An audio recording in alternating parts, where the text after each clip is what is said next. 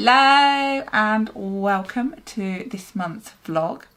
I realise actually I'm a few days late in doing my end of April vlog, but I'm still going to call it that because if I call it May, then I won't end up doing one at the end of May like I'm supposed to. So you'll have to forgive the fact that I'm a few days late with getting this one out there. But anyway, it's been wonderful to see so many of you subscribing to my channel these last few weeks. So a big thank you if you are one of those people.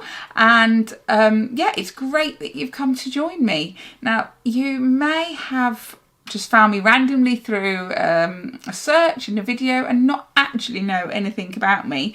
So very briefly, I'm just going to say something about myself before I start kind of getting into this month and what's happening. So if you don't know anything about me, I am actually a qualified teacher. I taught for a long time, about 15 years in school.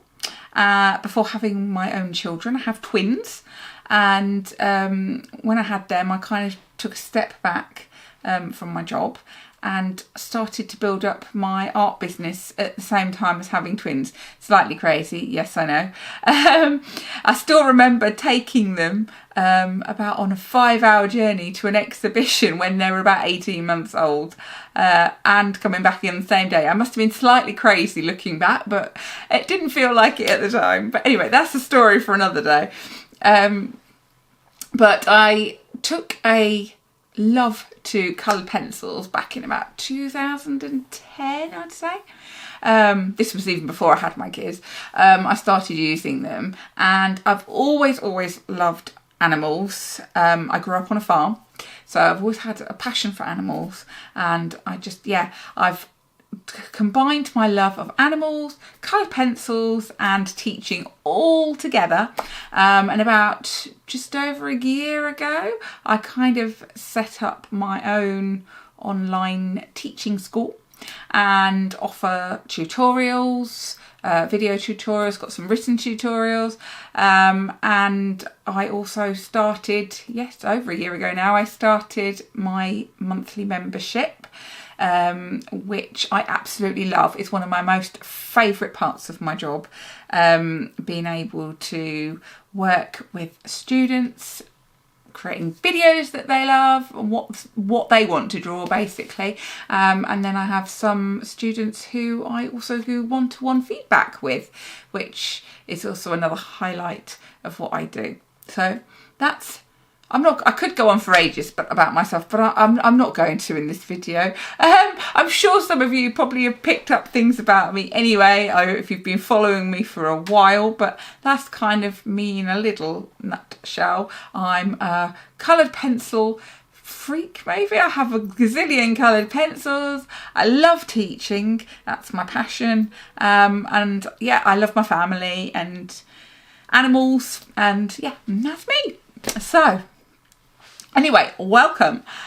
Each month, if you've not seen one of these before, I've started at the beginning of this year to just do a monthly vlog, just short video, just going over what I've been doing, what I've got coming up, and anything else that I find interesting to share with you that I think might be helpful. So what have I been doing in April? It's a very good question. April was very busy because of Easter holidays, which means I have children at home as well.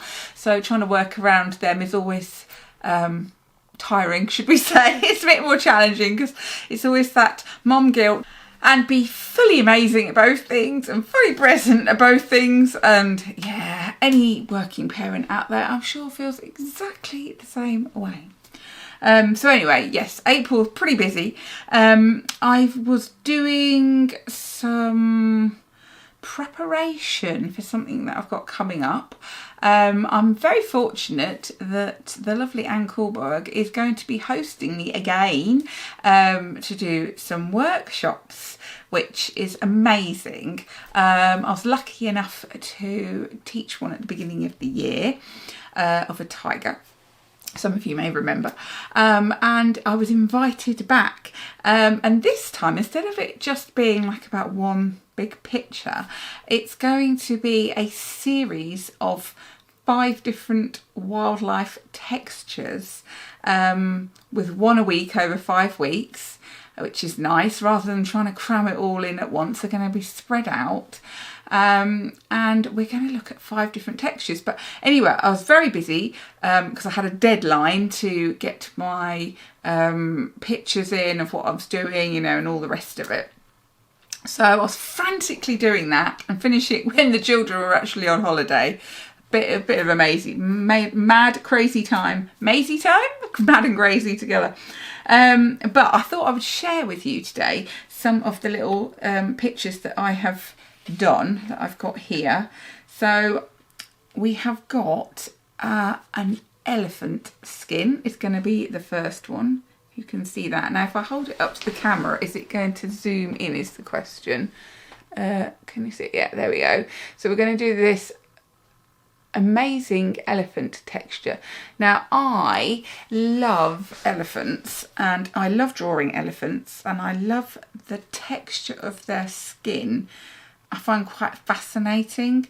There's just a lot going on in there with all those wrinkles and dips and all that sort of texture, and then they get the dust on them. So that's going to be week 1, is looking at the texture of elephant skin. So I really enjoyed creating that one. So that was the first one. And then week 2 is going to be looking at the blue frog. Now I like this one because first and foremost, I really like the colours I got to use in this one. And secondly, I love that that moist kind of shiny texture that we're going to have going on in that one. So there's a lot of different techniques to the first one, which is what it's going to be really good to teach. It's not, you know, there's lots of different things to learn. So that's going to be week 2. So yeah, I really enjoyed doing that one. In fact, I love doing all of them. Why am I saying I really enjoy doing that one? I love doing all of them, to be honest, because they were all just individual and a little bit different. Then what have I got after week 2? Ah, yes. Week 3 is going to be a peacock feather. Now, when I thought about doing the peacock feather, there's quite a lot going on in peacock feathers, I'm going to be honest. And I was thinking, well, how can I do it in such a way that it's not too overwhelming in this amount of time that we've got to look at it? You know, what techniques do I want to demonstrate and get the students to do? So I kind of focused in a little bit on part of the texture of the peacock feather, but I have to say this one's a little bit different to the others and different techniques, and it's a good one. It's gonna be a good one, this one. And yeah, slice cutter is involved, and yeah, I have to say, I think out of all of them, well, they're all fun, but this one, there was just something about it for me, because I think it's a little bit different. Yeah, it was a lot of fun, that one, and some nice colours in there. In fact, they've all got really nice colours, but that's kind of why I picked them, really.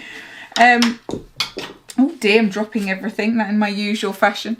And then week 4, we're going to be doing a snake texture, and I found a picture of a black water python, and I really liked this one, as you will see, because it had like these iridescent sort of looking colours on it, which I thought would make an interesting subject to tackle, because like, how do you show that with your coloured pencils? So there's, yeah, lots of different techniques to apply in this one from the other ones, as well as looking at, you know, some of those really dark colours, how to make them like really rich. So yeah, there's that one. And then the final week is going to be the chameleon. Now, you may or may not have seen my chameleon picture that I have recently finished. In fact, I will show it you in a minute because that's something I have done this month. But I've taken a little patch of it, looking at some of the different kind of types of scales that are in part of it. And yeah, for this one, we are going to be tackling a close-up of some of these textures of the chameleon and looking at some like the flatter ones and then some of the more protruding bumps that we've got going on and how to make them look that way, and in a lovely green as well, I have to say, very, very lovely green. So we've got lots of different colours going on in them, and at the time of videoing this, I know there's only like a handful of spaces left already, and it only went out a little while ago, not long at all. So I have to say I'm blown away by how many people are already signed up already. So if you're one of them, cannot wait to do it with you. And if it's something that you would like to join me on, then I will pop the link below so you can go and have a look for yourself anyway. But it's gonna be a good one. Very excited. I think that's something, it's not happening to the start of June, so not technically coming up immediately, but like I said, places are selling fast, so I'm mentioning it now because I've just done it and it's going to be coming up. So yeah, that's probably my most exciting thing. But just talking about the chameleon, I'd forgotten actually, it's something I can share with you. Just dive over here, I can get it. This is my chameleon picture. Now let's see if we can get him to focus. I'm still umming and ahhing on a name for him. I've gone from Bob. I felt he looked like a Bob to start with, but then I'm also quite taken with Pedro. So I'm not sure. If you've got a name for him, please leave it in the comments, because I'm still sat on the fence about it at the moment. But you can see where this little texture has, a close-up version of what I've done here with this one. And I've got to be honest and say, I got about halfway through and I was like, I must be crazy. Why on earth have I decided to do it this size with all that detail? And I actually took a little bit of a break from it, in fairness. And I'm glad I did, because when I'd had a little bit of a break from it for a week or so, and I came back, I was excited to get back into it again. And then, yeah, I was just able to get on and blitz it and, really get stuck in with it. So, yeah, I'm loving my little friend here. And I'm actually really pleased that I challenged myself to kind of do something so detailed and kind of repetitive in a way. Although obviously it's just different pockets of different kind of scales and texture going on. But yeah, all I need to do with him now, as you can see, I haven't actually mounted him yet or done anything with him. So that will be something that I need to do in May. And then once I've done that, then I'm going to pop him for sale and see if we can find him a little forever home. That would be nice. If not, maybe I will have to enjoy him myself anyway, or at least in the meantime. So yes, we've got that. That was another thing that I did. Looking back, doing these vlogs makes me realise I've done more things than I thought I had. They're actually quite helpful. Because I also did, when I was looking at kind of snake textures, and I should tell you this little story really about snakes. I am actually utterly terrified of snakes. That I have a phobia of them. And I knew I wanted to do a snake texture because I think it's a really good one to teach and learn. But also trying to find what I was looking for as a reference photo. I did a lot of research, looking at goodness knows how many photos of snakes. And on my word, when I started off, I was literally like this. I was really struggling to look at them. And to be fair, by the time I chose the picture I'm going to show you and the one for the close-up, I felt a little bit calmer about the whole affair, and I didn't actually feel as bad. So it has done me a favour in that sense of spending a lot of time looking.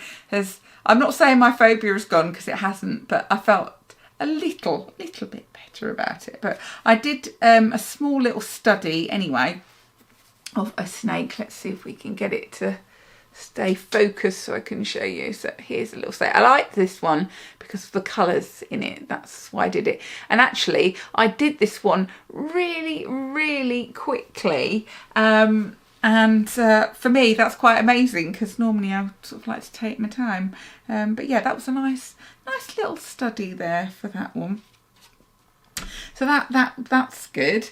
And then what else have I been doing? Oh, I'm still working on the red panda for my students. So if you don't know, over in my drawer around the world in coloured pencils, I'm just trying to peel it off at the same time, I like to get the students to help me choose what they would like to draw. And the idea is we kind of travel around the world and look at different places, continents, countries, and have a bit of a focus for a few months on that area and look at the different animals there. And at the moment we are in the Himalayas. We started off looking at the snow leopard, which they chose, and then red panda was another popular choice. So we put up I put up some photos for them to choose what they would like to draw. And at the moment we are doing this very cute little red panda here. Now this is going to be a bit of a bigger project, in fairness. So this one is going to go over a couple of months rather than just the 1 month, because it's a lot more intricate in terms of the background being in there as well. And also, as you can see, it's quite sizable. And, you know, I know people have a lot going on, so I don't like to put out too many videos at once to overwhelm people. We'll try and put out a couple a week to make it a bit more manageable for people to keep up if they want to. Obviously they're there to use at any time. You don't have to keep up with me, but yes, at the moment we've just been working on the detail on the face, which is probably the longest bit in terms of time, just because we like to take time going into the, you know, the nitty gritty. But it's been interesting working on pastel mat, something I have used before and used a bit recently, but it's not normally my go-to paper. Yes, it's been a really interesting surface, and actually really good to go back to it again. I think it's good to try different surfaces and see how you get on. And if you didn't see, I did pop out a video of less than 5 minutes, so really quick, of 5 top quick tips to get the best out of your pastel mat. So if you're struggling with pastel mat, I would suggest giving it a watch, because I know someone has found it super helpful, and I'm very grateful that they've taken the time to actually tell me this, because you put videos out there and wonder if anyone's actually watching them, and, you know, are they helpful? So really appreciate that, and even more so, I'm really happy that I was able to help them. So fantastic. So yes, for May, my aim is to see if we can get as much as we can done on this one.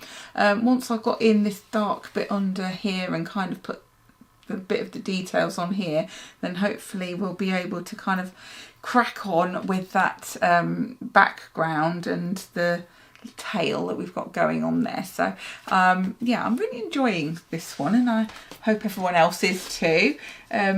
For those of you who are interested, then you can always pop over to Izzy's School of Art, it's called, and take a look at the membership I've got going on there.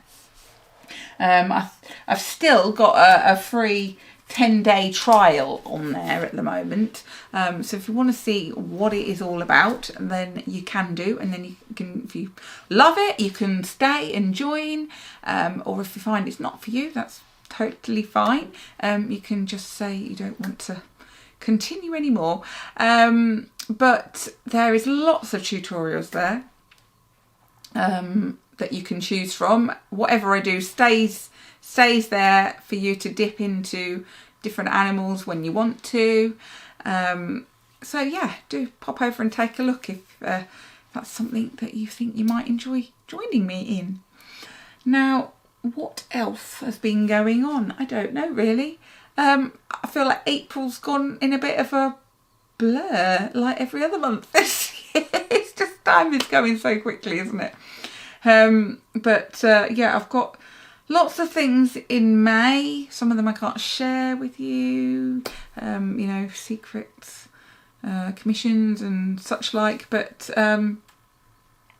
yes, mostly aim to finish my panda, prepare myself to do the tutorials, the online Zooms in June, make sure I've got all my pencils ready and ordered. And I also want to start working on a piece for myself. I think it's really important. As a professional artist, obviously I tend to draw what other people want me to draw, which is lovely, but it's also really important to do something just for me, and, you know, be creative and just do it for fun, really. So I haven't decided as yet what I want to draw. I keep changing my mind. I've gone from elephants to big cats to, well, my goodness knows what. So I haven't fully decided yet. So you're going to have to watch this space to find out. But yeah, I'll come back to you on that one. And the other thing I want to do is I'm going to continue doing my weekly videos of like just little tips to help you. So if there is anything you would like me to try and cover, like I looked at, you know, tips for using pastel mat, and sort of slightly textured white paper and pencil sharpness. If you've got anything like that, then just drop it in the comments. I know it's been suggested about doing something to help beginners, and I have not forgotten about it. I want to apply a bit more thought and plan in a series of videos to help beginners specifically. So that will be coming up. I'm just still working on it at the moment. But something I do want to do for May is look at pencil sharpeners. And I have got lots of pencil sharpeners. Some of them work, some of them have given up the ghost. But I'm still on the hunt for the perfect pencil sharpener. I have lots of criteria of what I think is a perfect pencil sharpener, and as yet I've not found that exact one. I've got some that are close, but I'm going to try out some new pencil sharpeners in May, including this one which just arrived. Oops, which I've got here. I've only used it to sharpen 2 pencils so far, so I can't give you a thorough review on it yet, but I have got this. Is it going to zoom in on me or the Jacquard pencil sharpener? It's a hand cranked one. Excuse me. And so far I am impressed. Like I said, I've only done 2 pencils though, but I like the fact that I can change how sharp my pencil is. It feels quite weighty. And yeah, I actually like how I can see how full the collection box is, so it doesn't end up overflowing. But I will give it a proper try out this month anyway. Give it a proper whirl, you know, put it through its paces, and then I'm going to do a review on it and compare it to the Derwent Super Point one, which I use a lot. Yeah, and I'm going to compare them and look at the pros and cons of both of them so I can share that with you. I'm going to start there, and then perhaps we'll look at some other types of pencil sharpeners as well, from the electric to the little kind of hand ones.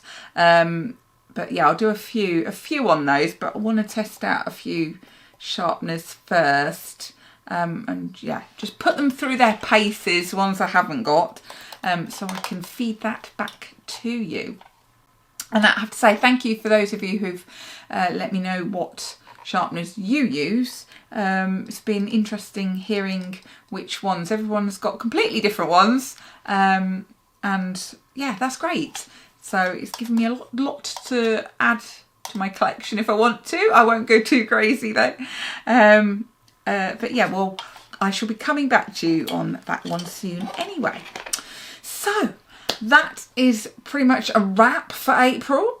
And yeah, I'm excited to be getting through May and working on all these lovely, exciting projects. So thank you very much for watching. If you've liked it, then give it a like for me. Always really helpful with algorithms and all the rest of it, getting the videos out there every time people bother to comment or like, you know, just taking the time. I do really appreciate it. So thank you very much, and for following me.